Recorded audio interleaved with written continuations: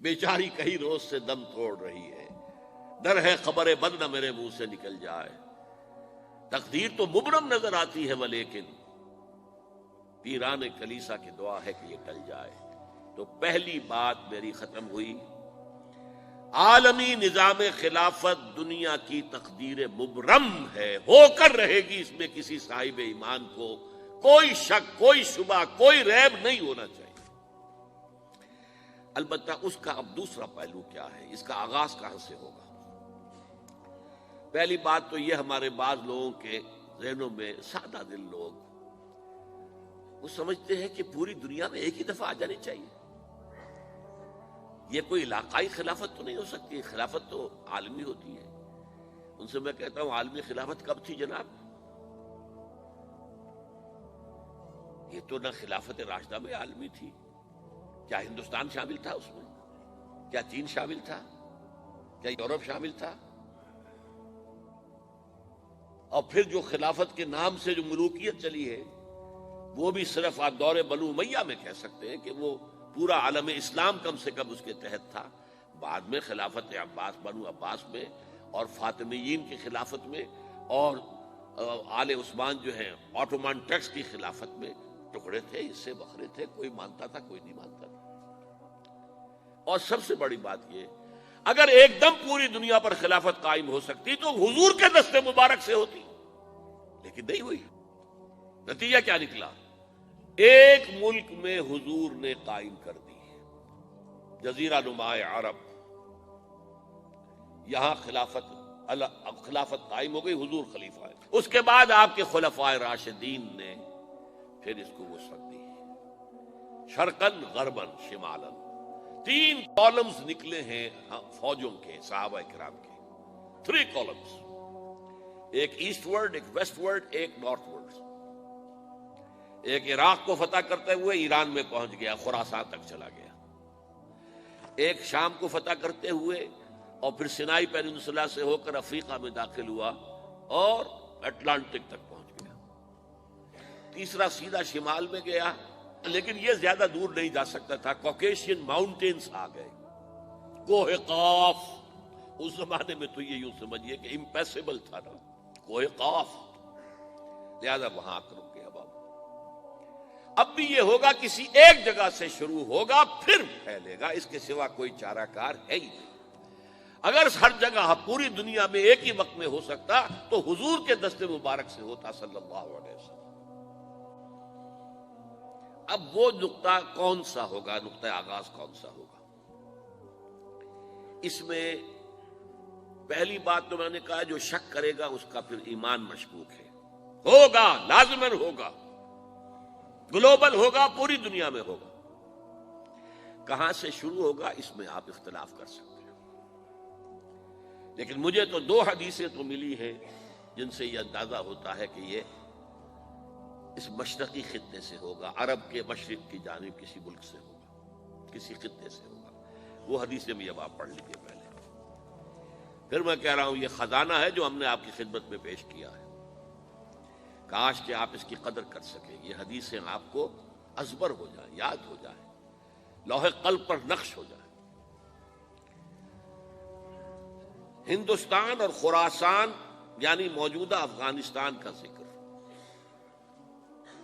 ابن ماجہ کی روایت ہے، عن عبداللہ ابن الحارث رضی اللہ تعالی عنہ قال رسول اللہ صلی اللہ علیہ وسلم یخرج ناس من المشرق یوطئون للمہدی یعنی سلطانہ، یعنی سلطانہ، دونوں طرح سے پڑھ سکتے ہیں۔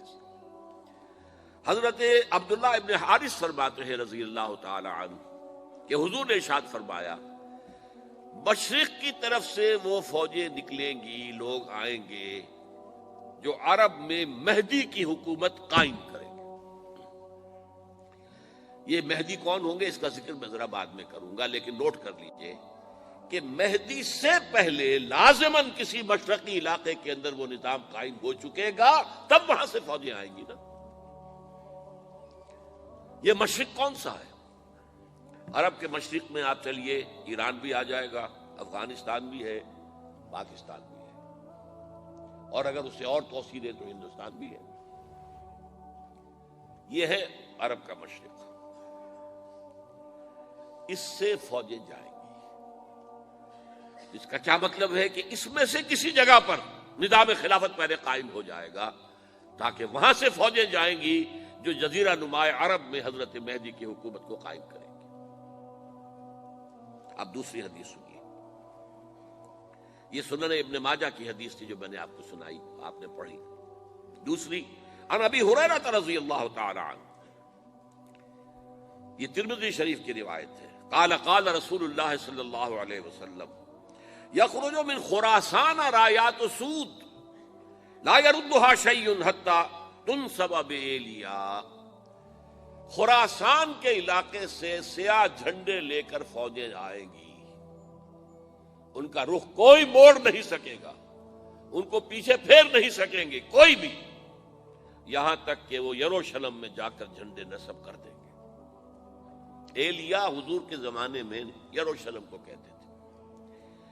یہ یروشلم تھا جب حضرت سلیمان کی حکومت تھی اور یہاں پر معبد سلیمانی، ہیکل سلیمانی قائم ہوا، پھر یہ یروشلم ہی رہا ہے تاریخ میں، یہاں تک کہ سن 70 عیسوی میں جب ٹائٹس رومی جنرل نے اس کو گرایا، ختم کیا، سیکنڈ ٹیمپل گرا دیا، اور یہاں سے یہودیوں کو کہا نکل جاؤ، یہاں سے کوئی یہودی باقی نہیں رہا، بالکل تہو بالا برباد کر دیا۔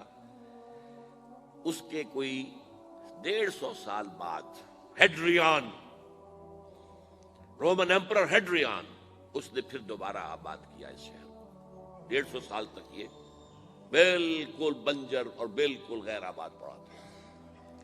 اب ہیڈریان نے جب آباد کیا تو اس کا نام ایلیا رکھا، اب یروشلم نام نہیں تھا، تو حضور کے زمانے میں پھر اس کا نام ایلیا تھا۔ اور اب اس سے کیا معلوم ہو رہا ہے کہ یہ یروشلم مسلمانوں کے قبضے سے اس وقت نکلا ہوا ہوگا، ایک دفعہ پہلے نکلا تھا، سن 1099 عیسوی میں مسلمانوں کے ہاتھ سے نکلا، کروسیڈرز عیسائیوں نے آ کر اس کو قبضے میں کیا، لاکھوں مسلمانوں کو مارا، قتل کیا۔ اس کو 1187 عیسوی میں واپس لیا ہے، کس نے لیا ہے؟ صلاح الدین ایوبی، کرد، عرب کھوکھلے ہو چکے تھے، عربوں نے کھویا، واپس نہیں لے سکے، بہت حکومت کر چکے تھے، 400-500 برس کی حکومت کر کے، اور ان کے عیش اور ان کے آرام، اب ان میں جان نہیں تھی کہ وہ واپس لے سکے۔ واپس لینے والا گرم کرد خون تھا، صلاح الدین ایوبی۔ تو گویا کہ اب آپ سمجھئے کہ 88 برس تک عیسائیوں کا قبضہ رہا یروشلم پر۔ اب 1967 میں یہودیوں نے قبضہ کیا ہے، اور اب 38 برس تو ہو گئے، 88 نہیں تو 38 برس تو ہو گئے، لیکن وہ دور آئے گا کہ اب پھر لیں گے، لینے والے عرب بھی نہیں ہوں گے، خراسان کے علاقے سے فوجیں آئیں گی۔ یہ خراسان کیا تھا؟ ایلیا تو میں نے آپ کو بتا دیا، یروشلم کا نام ہے۔ خراسان اس زمانے میں ایک بہت بڑے ملک کو کہتے تھے، کچھ حصہ پاکستان کا بھی اس میں شامل ہے، کچھ حصہ ایران کا بھی ہے، ایران کے اس حصے کو اب بھی خراسان کہتے ہیں، وہ ایک صوبہ ہے، خراسان ایک صوبہ ہے ایران کا چھوٹا سا۔ پاکستان میں خاص طور پر یہ جو علاقہ مالاکنڈ ایجنسی کہلاتی ہے، اس سے اوپر جتنا علاقہ ہے، اور یہ جو واخان کی ایک پٹی آتی ہے اوپر، واخان افغانستان کی ایک پٹی سی دم سی چلی آتی ہے جو جا کر چائنا کی سرحد سے مل جاتی ہے، یہاں سے لے کے یہاں تک یہ جو مالاکنڈ کا وہ درہ ہے اور پہاڑ ہے، یہ بھی خراسان کا حصہ ہے۔ باقی تقریباً 2/3 آف افغانستان، ساؤدرن حصہ نہیں ہے خراسان کا حصہ، یہ سیستان کہلاتا تھا، یہ خراسان نہیں ہے، لیکن یہ کہ اوپر کا 2/3 آف افغانستان، اور اس کے ساتھ یہ جو عرب، جو اب یہ ترک ممالک آزاد ہوئے ہیں سوویت یونین کی ڈسولوشن کے ساتھ، یہ سارا علاقہ کہلاتا ہے خراسان بزرگ، دی گریٹ خراسان۔